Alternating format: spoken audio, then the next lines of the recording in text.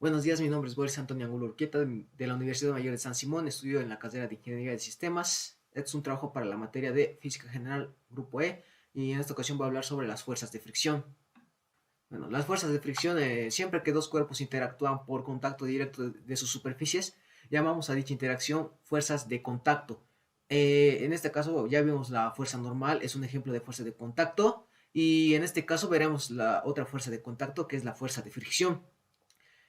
Bueno, la fuerza de fricción ocurre, vemos cada día de nuestra vida, ¿no?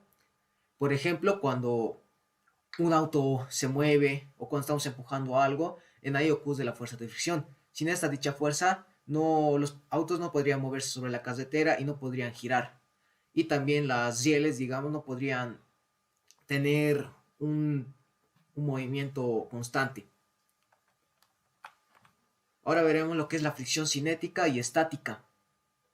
Para empezar, con un pequeño ejemplo, ¿no? Cuando empujamos un libro, cuando empujamos una caja con libros, al intentar tratar de hacerlo mover, nos va a costar mucho más que cuando ya lo estamos manteniendo en movimiento.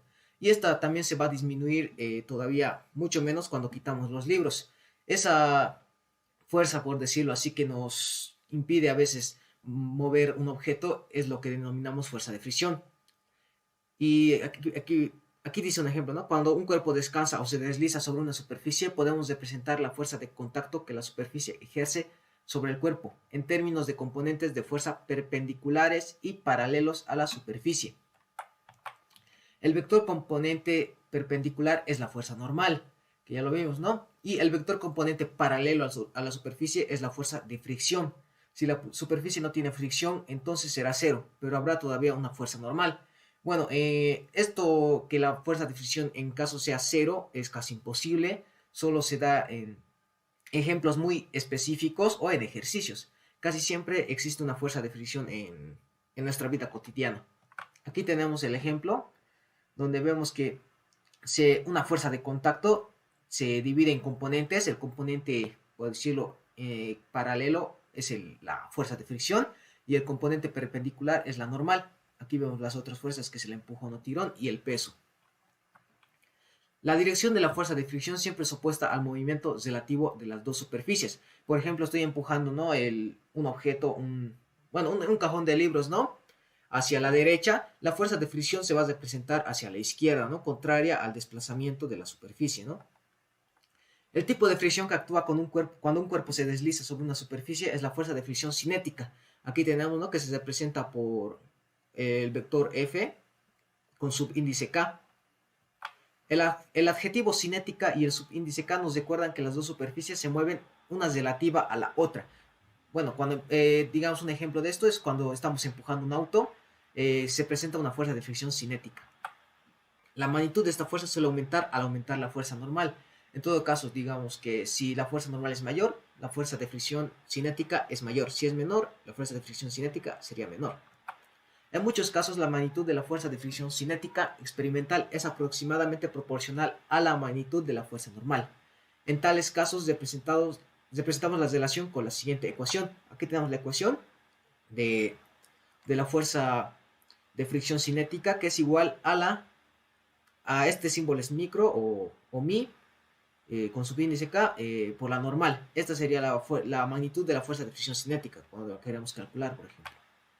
Aquí tenemos donde el coeficiente de fricción cinética es una constante llamada coeficiente de fricción cinética. Cuanto más resbalosa sea una superficie, menor será el coeficiente de fricción. Al ser un cociente de dos magnitudes de fuerza, es un número puro sin unidades. O sea que este no presenta unidades, ¿no? No podemos colocarle ni metros, ni kilogramos, ni nada de eso. La ecuación solo es una representación aproximada de un fenómeno complejo a nivel microscópico. Las fuerzas de fricción y la normal se deben a las fuerzas intermoleculares entre dos superficies ásperas en los puntos donde entran en contacto.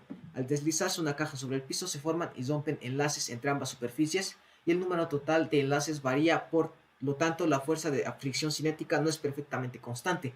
Si alisamos las superficies, podríamos aumentar la fricción, pues más moléculas podrían interactuar y enlazarse. Un claro ejemplo es que mientras más lisas, por ejemplo, si juntas dos metales, se formaría una soldadura fría. Aquí tenemos el ejemplo. Como vemos que aparentemente el bloque es liso, pero a un nivel molecular vemos que se ve que es áspero y bueno, con el piso más que también a nivel molecular se ve áspero, se genera unos choques a nivel microscópico y eso provocaría la fuerza de fricción. Aquí no se puede decir que se tienden a engancharse. Las fuerzas de fricción también pueden actuar cuando no hay movimiento relativo. Si tratamos de deslizar por el piso una caja con libros, tal vez no se mueva porque el piso ejerce una fuerza de fricción igual y opuesta sobre la caja. Esta se llama fuerza de fricción estática. Aquí está donde se representa, ¿no?, con el vector F y un subíndice S. Ya, aquí vemos un ejemplo de lo que se podría para diferenciar, ¿no?, las fuerzas de fricción tanto cinética como estática. Aquí vemos, ¿no?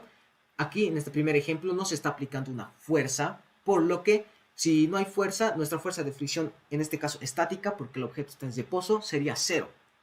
Aquí también, en el segundo ejemplo, en el B, se aplica una fuerza débil. La caja permanece en reposo y la fricción estática sería menor al coeficiente de fricción estática por la normal. Es menor la fuerza de fricción en este caso, si se le aplica una tensión débil o una fuerza débil. A mayor fuerza aplicada, la caja está a punto de deslizarse, por lo que la fuerza de fricción estática pasaría a ser igual al coeficiente de fricción estático por la normal. Esto pues sería la fuerza de fricción máxima, como se puede aquí ver. La fuerza de fricción estática máxima sería igual a esta relación. Y una vez que el objeto pasa de estar en reposo a movimiento, la caja, la fuerza de fricción sea estática pasaría a ser cinética y sería igual al coeficiente de fricción cinética por la normal. O sea que cuando un objeto está en reposo es fuerza de fricción estática y si un objeto está en movimiento pasaría a ser fuerza de fricción cinética. Muy bien, llamamos a coeficiente de fricción estática al factor de proporcionalidad. Aquí tenemos, ¿no?, el coeficiente de fricción estática. En una situación específica, la fuerza de fricción estática real puede tener cualquier magnitud entre 0 y un valor máximo dado por la ecuación de la fuerza de fricción. Aquí tenemos en símbolos, ¿no? Como lo vimos en los ejemplos, esta fuerza de fricción estática puede ser menor o igual a esta. Cuando llega a un punto de igualdad, esta pasaría a ser a la fuerza de fricción estática máxima. La igualdad solo se cumple cuando la fuerza aplicada alcanza el valor crítico en que el movimiento está a punto de iniciar, ¿no? Como dije, la fuerza de fricción estática máxima. Si la fuerza es menor que este valor, se cumple la desigualdad y debemos usar las condiciones de equilibrio. O sea que si la fuerza es menor, pasaría a ser la primera ley de Newton, que es, ¿no?, la sumatoria de fuerzas o fuerza neta es igual a 0, para obtener la fuerza de fricción estática. Si no se aplica fuerza. En la figura tampoco hay fuerza de fricción estática, ¿no? Como vimos en el ejemplo en el inciso A, no había una fuerza como tal y pasó a ser 0 tanto la fricción estática como la fuerza. Apenas inicia el deslizamiento de la caja, la fuerza de fricción suele disminuir. Es más fácil mantener la caja en movimiento que ponerla en movimiento. Por lo tanto, el coeficiente de fricción cinética suele ser menor que el de fricción estática para un par de superficies dadas. Si comenzamos con 0 fuerza aplicada y aumentamos gradualmente la fuerza de fricción varía un poco. En algunas situaciones las superficies se atoran, la fricción estática, y deslizan fricción cinética de forma alterna. Bueno, ¿a qué nos referimos con esto? Que, como vimos en esta primera parte, la fuerza de fricción cinética es menor a la fuerza de fricción estática. Por ejemplo, hay en varios, ¿no? Nosotros mismos podemos probar, al mover un objeto pesado, solemos poner mucho más fuerza para ponerlo en movimiento y luego ya tal vez no distinguimos a veces la fuerza, pero aplicamos menos fuerza para mantenerlo en movimiento, ¿no? Para mantenerlo en movimiento constante. Un claro ejemplo de cuando las superficies se atoran y provocan fricción estática y cinética a la vez es cuando a veces nos rechinan la tiza. O un claro ejemplo también se ve en muchos lugares, incluso en las caricaturas, cuando alguien está tocando violín. Bueno, suena sonido horripilante, feo. Eso es cuando se alternan, ¿no?, la fricción estática y la fricción cinética. Aquí vemos una tabla de las fricciones, ¿no?, de las fuerzas de los coeficientes de fricciones estáticas y cinéticas.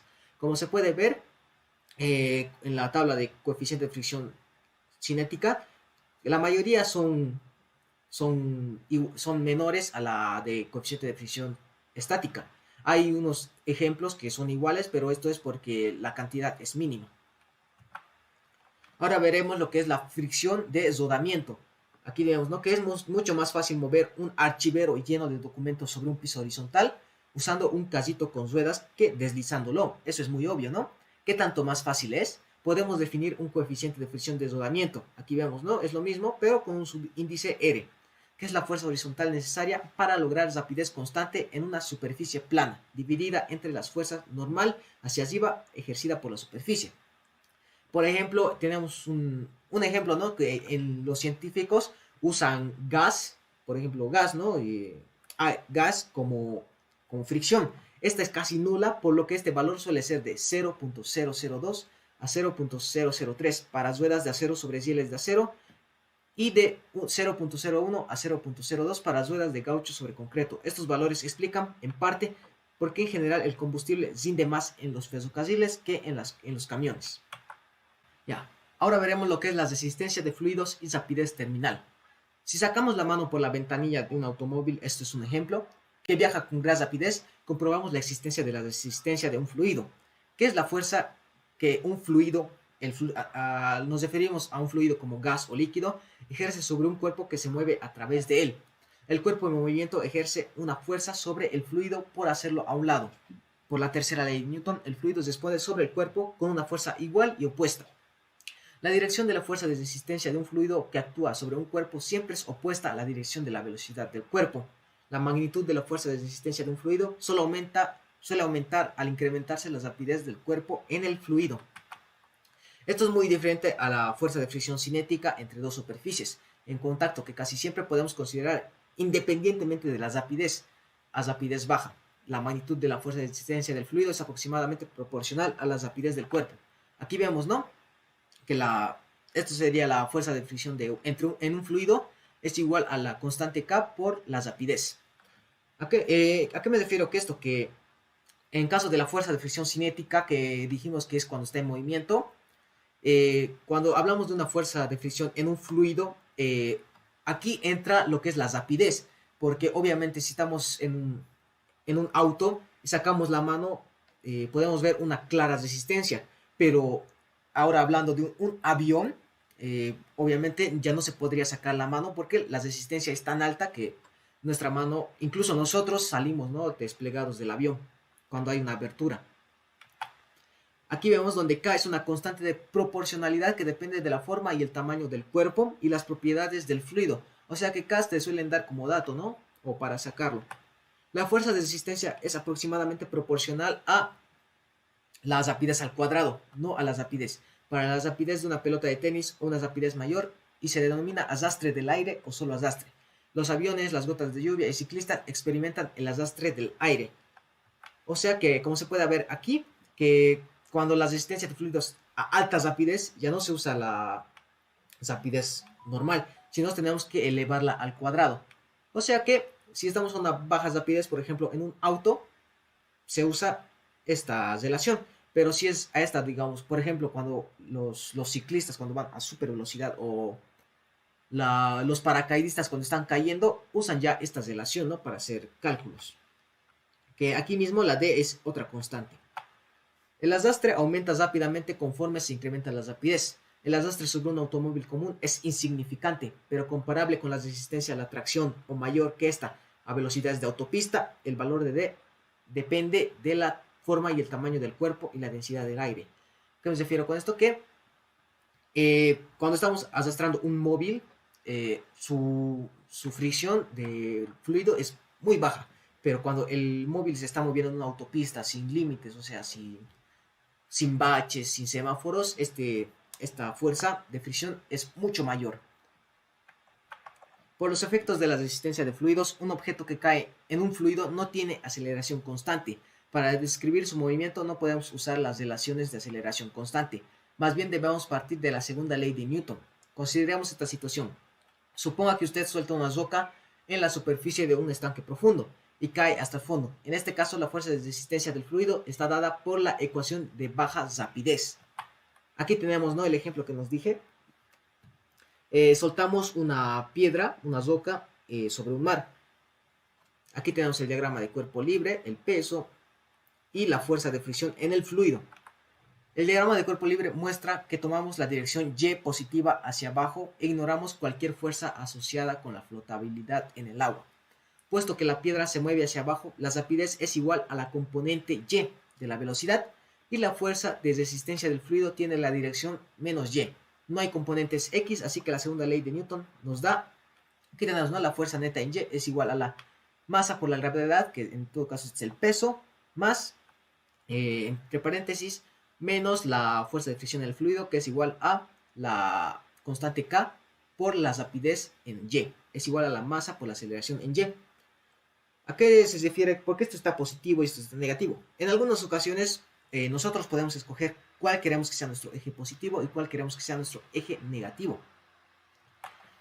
Al principio, cuando la roca empieza a moverse, la rapidez es igual a 0. La fuerza de resistencia es 0 y la aceleración inicial es igual a la gravedad. Al aumentar la rapidez también se incrementa la fuerza de resistencia hasta ser igual en magnitud al peso. Como ahora se puede ver, ¿no?, que el peso menos la fuerza de fricción del fluido va a ser igual a 0. La aceleración se vuelve 0 y ya no aumenta la rapidez. La rapidez final, llamada rapidez terminal, está dada por, aquí vemos, ¿no?, para sacar la rapidez final o la rapidez terminal va a ser igual a al peso sobre la constante K. En la siguiente figura vamos a ver un ejemplo posteriormente.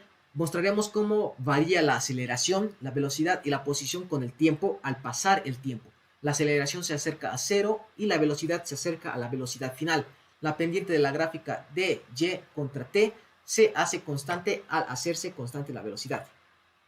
Para saber de dónde salen las curvas de la figura, debemos obtener la relación entre rapidez y tiempo en el intervalo antes de alcanzarse la rapidez terminal.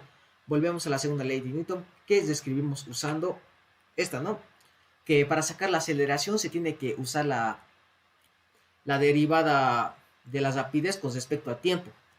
Aquí tenemos, ¿no?, la masa va a ser la masa por la derivada de la rapidez respecto al tiempo, va a ser igual a al peso menos la fuerza de fricción del fluido. Aquí tenemos el ejemplo. Tenemos aquí la aceleración contra el tiempo, ¿no?, que la aceleración en función al tiempo. Sin resistencia del fluido, la aceleración va a ser constante. Pero cuando la aceleración, cuando haya resistencia del fluido, va a disminuir la aceleración hasta un punto donde la velocidad va a ser constante. Aquí tenemos el otro ejemplo donde tenemos la rapidez en función al tiempo. Sin resistencia del fluido, la velocidad sigue incrementando, ¿no? Aquí se puede ver, la velocidad va a seguir incrementando si no hubiera resistencia del fluido. Y con resistencia del fluido, la velocidad tiene un límite superior. ¿Qué me refiero? Que esto va a subir, va a subir, va a subir, pero va a llegar a un límite del que no va a poder pasar. Tenemos aquí la relación de función en función al tiempo, de posición en función al tiempo, donde sin resistencia del fluido la curva se hace parabólica, ¿no? Pero si hubiera resistencia, la curva se va a volver lineal. En este caso, estos son los ejemplos, ¿no?, tanto con la aceleración en función al tiempo, la rapidez en función al tiempo y la posición en función al tiempo. Después de ordenar términos y sustituir el peso sobre la constante K por la rapidez terminal, integramos ambos miembros recordando que la rapidez en Y va a ser igual a 0 cuando el tiempo es igual a 0. Aquí tenemos, ¿no?, se han añadido las respectivas integrales. Esto es en caso para resolver, ¿no?, los ejercicios que ya integrada da. Aquí tenemos, ¿no?, ya integrada nos da el logaritmo de la velocidad terminal menos la rapidez en Y sobre la rapidez terminal, o es igual a la constante K menos la constante K sobre la masa por el tiempo. Y aquí tenemos otra igualdad. Y por último tenemos, ¿no?, que la rapidez en Y va a ser igual a la rapidez terminal por 1 menos exponencial elevado a la menos la constante K sobre la masa por el tiempo. Observamos que la rapidez en Y se hace igual a la rapidez terminal, solo en el límite donde la roca no puede alcanzar la rapidez terminal, en un intervalo de tiempo finito. La derivada de la rapidez en Y con respecto al tiempo es la aceleración en Y, y la integral de rapidez en Y en el tiempo es Y. Los resultados nos darían lo siguiente. Esto nos daría, ¿no? Y, en este caso sería la posición. Al deducir la rapidez terminal, supusimos que la fuerza de resistencia del fluido era proporcional a la rapidez. En el caso de un objeto que cae con gran rapidez en el aire, de modo que la resistencia del fluido sea igual a la D por la rapidez al cuadrado. La rapidez terminal se alcanza cuando D por la rapidez al cuadrado es igual al peso. Se puede demostrar que la rapidez terminal está dada por, aquí tenemos, ¿no? La rapidez terminal es igual a la raíz cuadrada del peso entre D. Esta expresión para la rapidez terminal explica el por qué los objetos pesados tienden a caer en el aire con mayor rapidez que los ligeros. Dos objetos con el mismo tamaño pero con diferentes masas tienen la misma D, pero diferente valor de M. El objeto con mayor masa tiene mayor rapidez terminal y cae más rápidamente. La misma idea explica por qué una hoja de papel cae más rápidamente si primero la hacemos esfera. La masa es la misma, pero el tamaño más pequeño reduce D y aumenta la rapidez terminal. Un claro ejemplo es cuando un paracaidista, por ejemplo, vemos aquí, con esta explicación puede cambiar su velocidad. Vemos igual en algunas películas de acción donde están cayendo dos personas, digamos, una persona para salvar a la otra. La persona a ser salvada está en esta posición del paracaidista y se ve que cae más lento, ¿no? Mientras el que está yendo a salvarla, por ejemplo, cae en picada para llegar más rápido a la persona. Finalmente en la figura se muestra la trayectoria de una pelota de béisbol. Aquí tenemos la figura, ¿no? Con o sin arrastre del aire, suponiendo un coeficiente de 1.3 por 10 elevado a la menos 3 kilogramos sobre metros, puede verse que tanto el alcance de la pelota como la altura máxima alcanzada son considerablemente menores que los resultados obtenidos cuando se desprecia el arrastre. Ignorando la resistencia del aire es muy poco realista. El arrastre del aire es un factor importante en el juego de béisbol. Aquí se puede ver, ¿no? Sin arrastre del aire la trayectoria es una parábola. O sea, eso ya se vería matemáticamente, ¿no? Y con arrastre del aire el alcance es mucho menor y la altura es más alta. Y la trayectoria es menos parabólica, ¿no? Bueno, eso ha sido todo por esta explicación, por el tema de fricción. En este caso vimos lo que es la fuerza de fricción cinética, estática, la fuerza de fricción de rodamiento y la fuerza de fricción en fluidos, tal caso fluidos como el líquidos o los gases. Bueno, gracias por haber escuchado. Eso ha sido todo por hoy. Hasta luego.